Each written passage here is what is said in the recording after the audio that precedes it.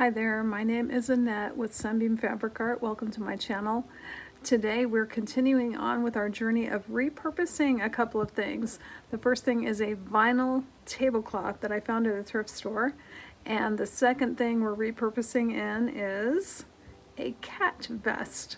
I found this cat vest at a thrift store or garage sale. I'm not sure exactly where I got it, but I could not just leave it behind. It was so cool. I love cats and I wanted to make sure and repurpose. Somebody put a lot of effort into making this cat vest, and I just think the fabric is so cool and what they did with it was so cool. I wanted to do something fun with it. After finishing about a dozen quilts, I had a bunch of strips left over from those projects, so I wanted to use these strips in some kind of great way. So today we are not only repurposing a vinyl tablecloth and a cat vest, we are also repurposing some old scraps from quilt projects.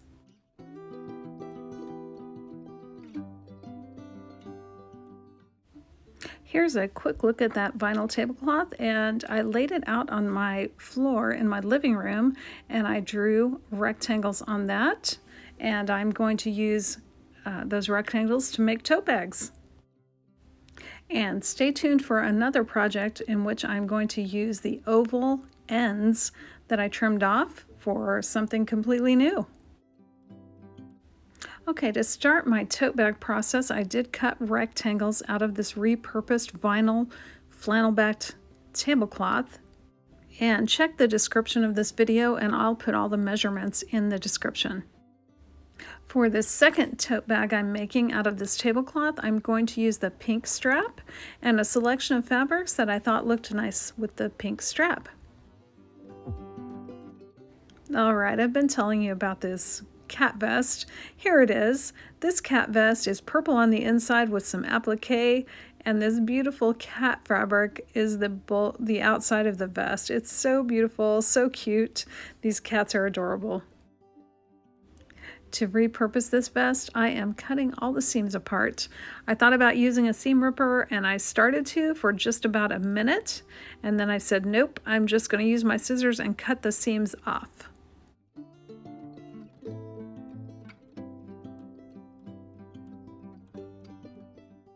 So now I have all the fabric ready to go and I am going to start stitching. The first thing I did was take two pieces of fabric and put them right sides together, and I did short pieces for my first foray across this rectangle. Two pieces right sides together, stitched a seam, and I finger pressed that open, and then I just kept adding strips of fabric.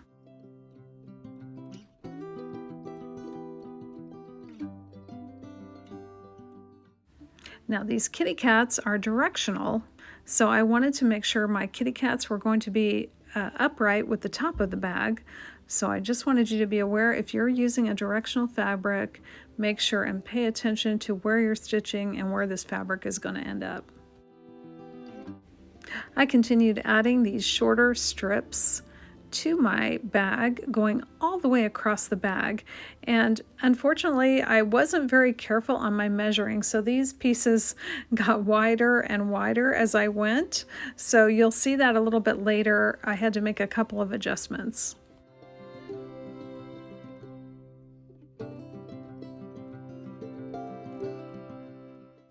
And here you see I have a lovely strip of strips, I guess that's what you'd call it, going clear across my bag diagonally.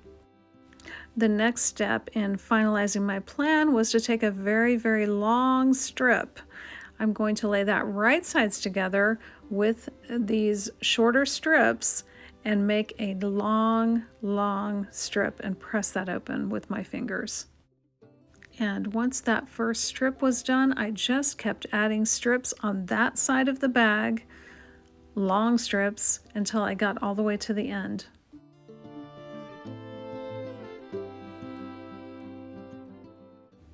I had the idea to make another line of these shorter strips.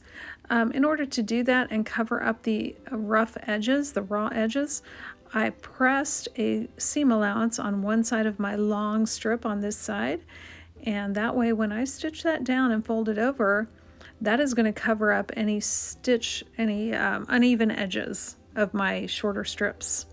You'll see what I mean here in just a minute.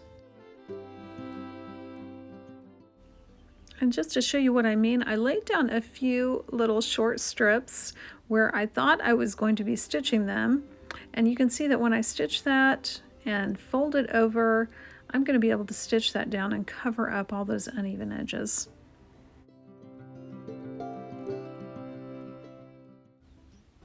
Here you see I took a ruler to draw a straight edge to give myself a guide when sewing on additional shorter strips.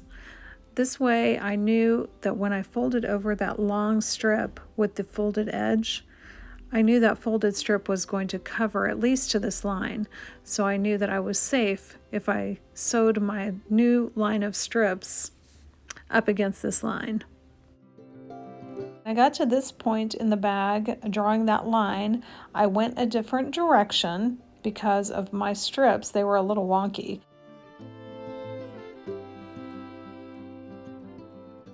Here is the result after sewing another line of strips down across my bag diagonally, and then I did sew that long strip with the folded edge and flipped it over and stitched it down.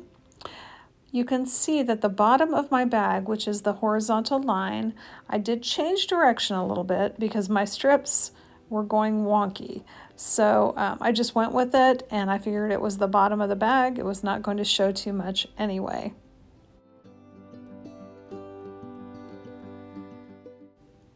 With that done, all that was left for me to do was to sew long strips out to the edge of my bag. As before, we're sewing these strips right sides together and finger pressing them because this is a vinyl tablecloth. I did not feel comfortable using an iron on a vinyl tablecloth. Now that I have finished sewing fabric to the outside of my bag, I am going to fold my bag in half with the vinyl on the outside so I can kind of see what I'm doing, and I am trimming the edges of this bag.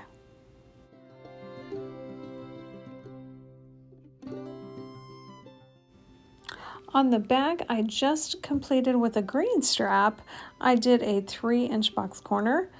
On this bag I decided to make it a little bit bigger, and I am going to do a 3.5-inch box corner. At the bottom of your screen you see the folded edge of my bag, and I am cutting a 3.5-inch square from the bottom right and the bottom left of this bag.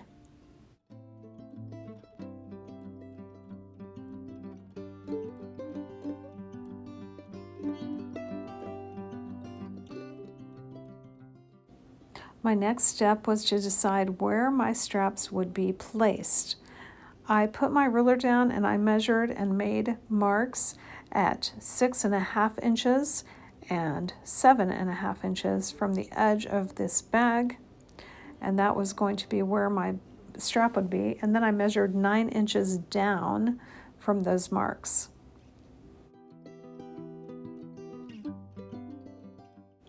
I made a design choice to sew my straps to the inside of the bag. That is totally your choice, inside or outside. I just thought the pink brightened up the inside of my bag. I stitched the straps to the inside of my bag on 3 sides, and I left at least 2 inches before the top of the bag without stitching those last 2 inches. The very last step of this bag will be to stitch those straps down the rest of the way, and you will see that later. I wanted to repurpose these cat appliques. They're so cute. So I made pockets. It's super easy to make a pocket. Just take 2 pieces of fabric, put them right sides together, stitch all the way around, except leave yourself a 2 to 3 inch opening to turn the pocket right side out. Once I turned my pockets right side out, I took them to the iron and pressed them very, very well, and then it was super easy to just stitch those pockets to the front of my bag.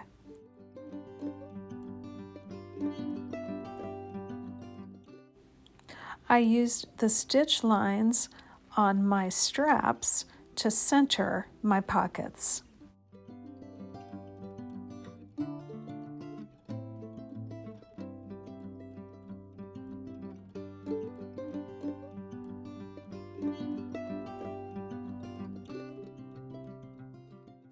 All right, now that we've got all the embellishments to our bag done, it's time to stitch the sides of the bag. We have placed the bag right sides together, and we're stitching down one side of the bag, and then we're going to stitch down the other side of the bag. The next step is to stitch the box seam.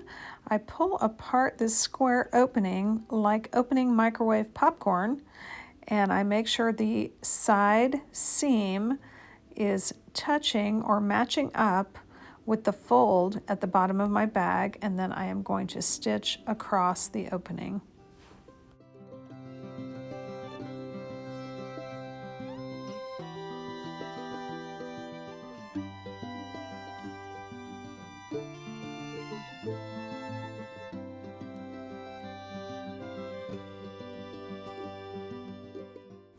I'm going to tell you how I do the top of the bag, how I finish it off with some binding.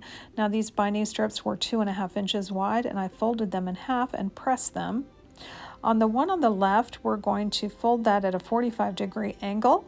Then we are going to fold that down on the iron line. This results in a little triangle opening. I would pin this to the top of my bag on the wrong side, and then you're going to see I'm going to leave a tail. I'm not going to start stitching yet because I'm going to wait to stitch the beginning of this tail until I get all the way around my bag to the other side.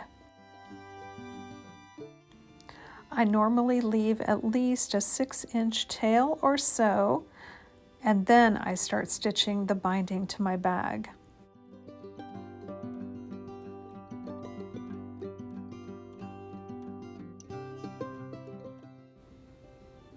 Now once I get all the way around the top of the bag, I cut my binding, which is a straight edge.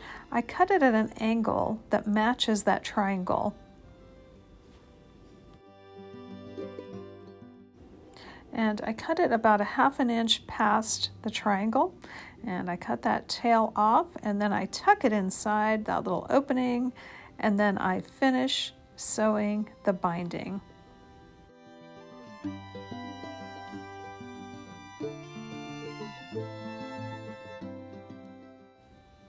And here's how that looks in real life.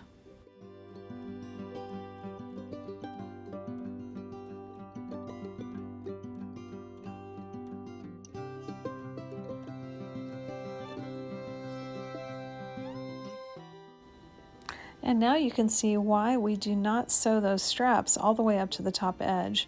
Those straps need to be out of the way so that we can stitch on the binding.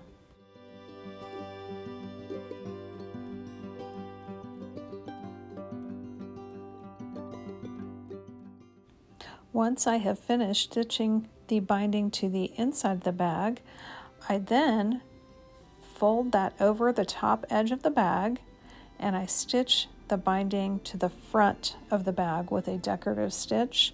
I like to use a zigzag stitch or some other kind of decorative stitch to tack it down. And the last step to complete our bag is to complete stitching the straps down. We had left those detached, and now we need to finish that last little 2 inches, tacking that down. And here is our finished bag, all turned right side out, and I used a pokey tool to poke out the corners on the box seams. This little bag, since it had a 3.5 inch box seam, it's a little bit different than bag 1 in this series, but the pockets are there. I love pockets, and this bag turned out really cute. I love the cat applique from the repurposed vest.